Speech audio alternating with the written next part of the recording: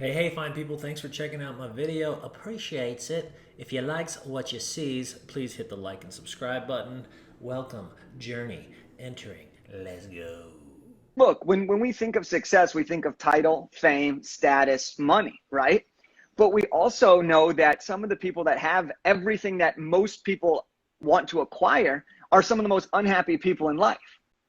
Now, I believe that we can have it all. I really believe you can make money. I believe you can have great business. I believe you can have great relationships. I believe you can take good care of your body. I believe you can have it all. But there's so many people that don't believe that's possible. They think it's one or the other. If I Right. ask you, do you want money or health? The answer to that is not either or. The answer to that is both. The answer to that is I'm going to go get both, and I'm going to do what I need to do to go make both of those things happen. And that's when it comes down to understanding what you really want in your life. Because once you define success independently, then you can remove the comparison from everybody else. You can remove the expectation that society has placed on you and rather focus on the expectation you place on yourself. You can remove the guilt of trying to be this slave to the entrepreneurial grind because you feel you have to work 18 hours to make money, and instead focus on the recovery, the rest, the health, the meditation, the other things that build the full person so that your performance levels can be increased. And so when you think about it in that sense, getting clear on that definition of success is so pivotal to understanding what you're capable of becoming and who you're capable of becoming. I love that. Right. And, I love to see one thing that I've learned in all the people, all the books I've read, all the successful people I've talked to, researched, read about, and I put you in this category, is there's no one right way to do it. And, you've got to kind of figure out your own journey and what makes sense to you. At the same time, there are universal principles out there that apply to all of us. And, here's an example, like the physical health side of it. It's like, okay, you know that you want to be in good physical health. You know that everybody knows deep down that should be part of what we do.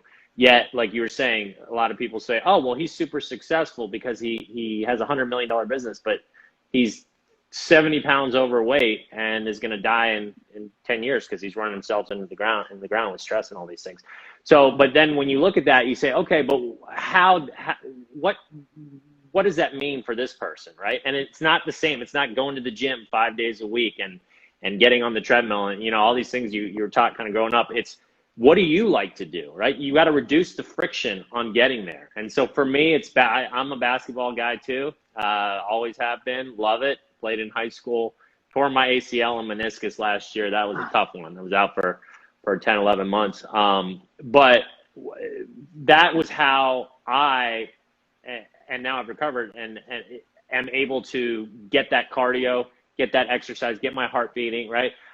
My wife loves running. She goes for these long runs and she loves doing these classes and stuff. And that's her and she loves it and she gets excited and wants to do it. That's not me, right? And so it's figure out what that is. And same with food. It's like there's so many choices now. Like you don't have to be like, oh, well, I don't want to eat healthy or, I like this type of food. Like junk food, there's actually enough choices out there where you can get stuff that tastes just like almost as good as junk food, but it's actually good for you. And you just got to experiment and figure out, go to the grocery store, try different things. And it actually starts to eventually taste better than junk food. It might not quite taste as good at first. You're like, but when you do it, you start to see the results and you start to see the changes and how good you feel. Then it tastes way better than the junk food. Oh, for sure, man. I have like stomach issues to the nth degree. So like I'm relating on this level right now so much because I went through a phase and it started when I was younger where then I stopped eating lactose. And I stopped doing that and I started, eating lactate ice cream. And I was like, and now I don't even know what real cheese or real ice cream tastes like. And I'm sure I'm missing out. And people are going to be like, Jake, cheese is so good. Ice cream is so good. But there's other alternatives that satisfy the craving that I'm trying to get, right? Like to you, right? You don't even, it doesn't even feel like you're missing out because you enjoy that taste just as much now, right?